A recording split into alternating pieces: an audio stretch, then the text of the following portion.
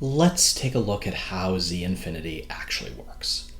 I promised we'd show that z infinity can deduce phi or the negation of phi, so let's start with that, which will give us a chance to illustrate how the logical rules work and what some basic deductions look like. So here's our theorem. For every sentence phi in negation normal form, there's a deduction in z infinity of the multiset phi comma negation of phi. We prove this, so we prove the existence of these deductions by induction on the sentence phi. That is, we start by proving this for simple sentences phi, and then we use the deductions we made for simple sentences to build deductions for more complicated sentences. The base case, so the basic sentences, are the atomic and negated atomic sentences. For instance, if phi is an atomic sentence, it's either true or false. If it's true, z infinity deduces phi or the negation of phi by the true rule, because phi is true. If phi is false, z infinity deduces phi or the negation of phi by the true rule, because the negation of phi is true. Either way, z infinity deduces phi or the negation of phi. Now consider a more complicated sentence. Suppose phi is a conjunction. Phi is a conjunction of simpler sentences psi 0 and psi 1. The inductive hypothesis says we should have already constructed deductions of psi 0, comma, the negation of psi 0, and psi 1, comma, the negation of psi 1. The squiggly negation of phi is the negation of psi 0 or the negation of psi 1. So what we want is a negation of psi 0 and psi 1, comma, negation of psi 0 or negation of psi 1. Often, the way we find deductions is by working backwards. Z infinity is based on these introduction rules. So if we want to conclude something with an and in it, we should consider whether it was introduced using and introduction.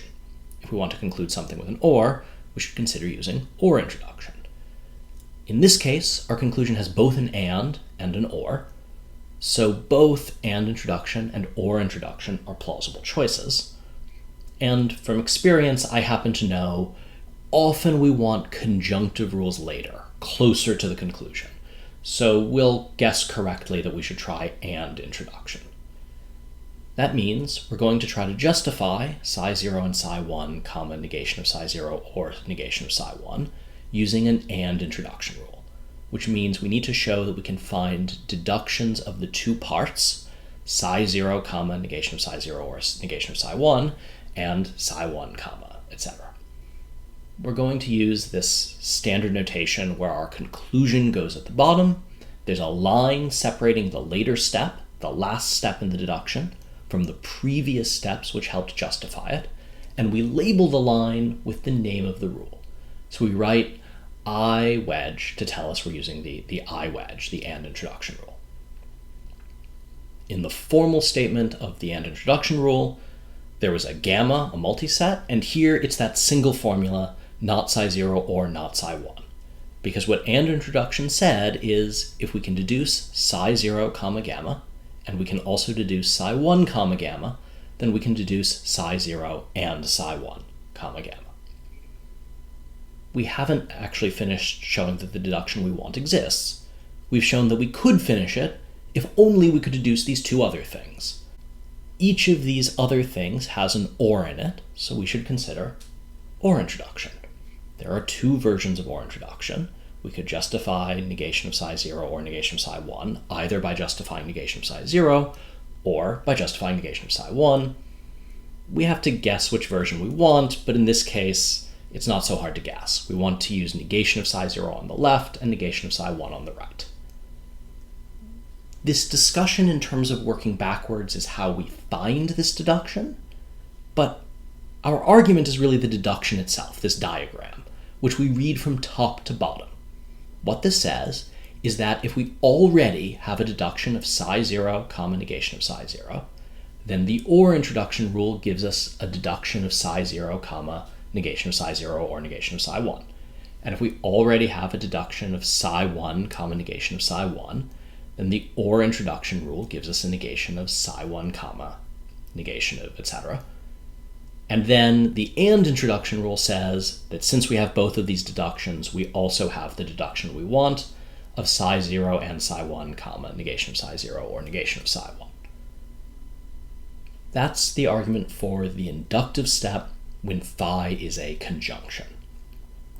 Notice the thing we're trying to prove is symmetric between phi and negation of phi. So phi is a disjunction, the negation of phi is a conjunction, and the argument we just gave works in exactly the same way. So the only other case we actually need to deal with is when phi is for all x psi. Again, the existential case is symmetric. This is an inductive proof. Psi is supposed to be a simpler sentence for which we've already constructed the deduction that we want. The catch is that psi is probably a formula, but not a sentence. It probably has x as a free variable. So we can't ask psi itself to appear in deductions. So instead, our inductive hypothesis should be that we already have a deduction of psi with x replaced by n, comma, negation of psi of x replaced by n for each n. And psi with x replaced by n is still a simpler formula than for all x psi. So our inductive hypothesis can still give us this deduction. So we're trying to find a deduction of for all x psi, comma, exists in x negation of psi. This has a for all and an exists in it. We should consider for all introduction and exists introduction. And again, we tend to prefer conjunctive rules like for all introduction towards the bottom of the deduction. That would mean for every single n, we would need to find a deduction of psi of x maps to n, comma, exists in x negation of psi. How would we find a deduction of that? We expect to use the exists introduction rule. We have to pick which number n to do that with, but of course we expect that in the nth branch we use the number n. Again, having constructed this deduction from the bottom up, we read it from the top down. The inductive hypothesis promised us that for each n, we have a deduction of psi of x maps to n, comma, negation of psi of x maps to n. We use the exists introduction rule to conclude that for each n, we have a deduction of psi of x maps to n, comma, exists in x negation of psi, and then we use the for all introduction rule to combine these into the deduction we want. That actually completes the proof. If I give you any sentence phi, no matter how complicated, this proof has a recipe for building a deduction of phi, comma, negation of phi. The top of the deduction, the most basic steps, which aren't going to be justified by anything else, will be axioms, instances of the true rule for various atomic and negated atomic sentences. And then as we work our way down, the deduction builds up conclusions with more complicated sentences. There are some more subtleties to get used to with Z-infinity. In particular, we haven't yet used the structural rules at all, so you might not be clear on how they'll work in practice. We'll see more about those and get more used to them as we give more deductions in later videos. Instead, I want to give one more proof that really just uses the logical rules. Theorem. If phi is a true sentence about the natural numbers, then Z-infinity deduces phi. This is the problem I warned about earlier. Actually, Z-infinity is way too powerful, and it just proves everything true. The proof, again, is by induction on phi. If phi is atomic, by assumption phi is true, so Z-infinity deduces phi using the true rule. If phi is a negation of an atomic formula, by assumption phi is true, so Z-infinity deduces phi using the true rule. If phi is psi 0 and psi 1, both psi 0 and psi 1 must be true. That's what it means for a conjunction to be true. By the inductive hypothesis, Z-infinity deduces psi 0, Z-infinity deduces psi 1, and using the and introduction rule, Z-infinity deduces psi 0 and psi 1. We keep going this way through the other connectives and quantifiers.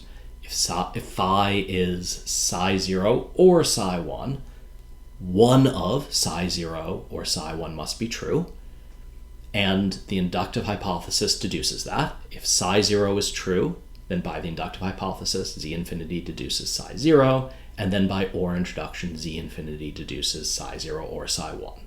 The case where psi 1 is the true formula is symmetric. If phi is for all x psi, then for every natural number n, psi of x maps to n must be true. By the inductive hypothesis, Z-infinity deduces psi of x maps to n, and then by the for all introduction rule, Z-infinity deduces for all x psi. the exist case is similar. So the next thing we're going to have to do is introduce a restricted version of Z infinity that doesn't just deduce everything. But in the meantime, this is pretty representative of how the logical rules work. In particular, they introduce sentences. They build more complicated sentences in the conclusion from simpler sentences in the premises. And that's going to be a useful way to think about them later.